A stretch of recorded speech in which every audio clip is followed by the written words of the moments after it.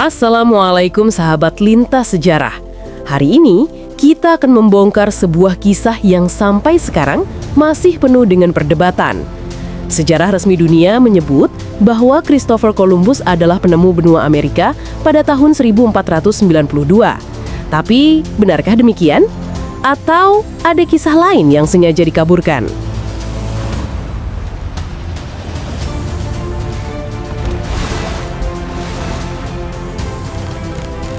Dalam buku-buku pelajaran barat, nama Columbus selalu ditulis dengan tinta emas. Beliau disebut sebagai pelaut besar yang berhasil menyeberangi Samudra Atlantik dan tiba di daratan yang belum dikenal bangsa Eropa. Dari perjalanannya inilah lahir istilah penemuan dunia baru. Bahkan, nama Columbus seakan menjadi simbol keberanian dan kebangkitan Eropa pada masa itu.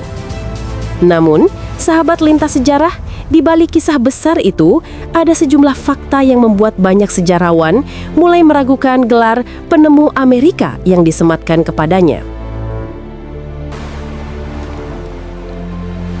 Beberapa catatan sejarah kuno menyebutkan bahwa pelaut Muslim dari Andalusia dan Afrika Utara sudah berlayar jauh melintasi Samudra Atlantik sebelum Columbus lahir.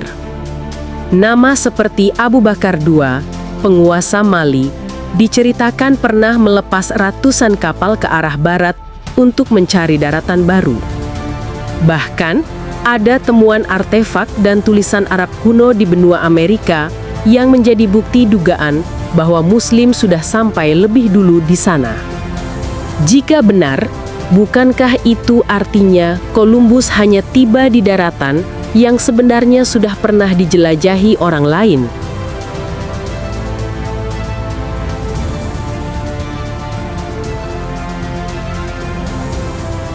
Belum selesai sampai di situ. Bangsa Viking dari Eropa Utara juga disebut sudah menjejakkan kaki di daratan Amerika sekitar abad ke-10, hampir 500 tahun sebelum Columbus. Situs arkeologi di Newfoundland, Kanada menguatkan dugaan ini.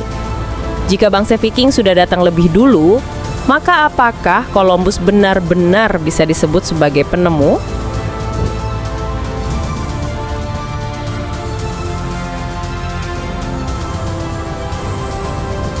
Ada pula teori yang menyebut bahwa pelaut dari Tiongkok, terutama di masa ekspedisi besar Laksamana Cheng Ho, sudah mencapai pesisir benua Amerika.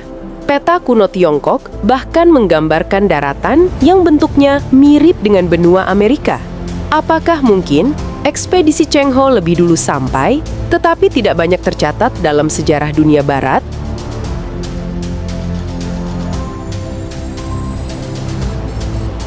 Sahabat tinta sejarah, disinilah perdebatan semakin menarik. Apakah Columbus hanya beruntung karena punya catatan perjalanan lengkap, sehingga namanya tercatat dalam sejarah resmi? Atau justru teori Muslim, Viking, dan Cina hanyalah cerita yang belum cukup bukti untuk diakui? Mana yang lebih masuk akal menurut kalian?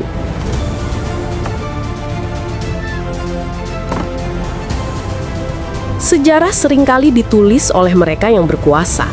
Kadang ada bagian yang hilang, tertutup debu waktu, atau bahkan sengaja dihapus. Tapi satu hal yang pasti, setiap versi kisah memberi kita sudut pandang baru tentang bagaimana dunia ini dibentuk.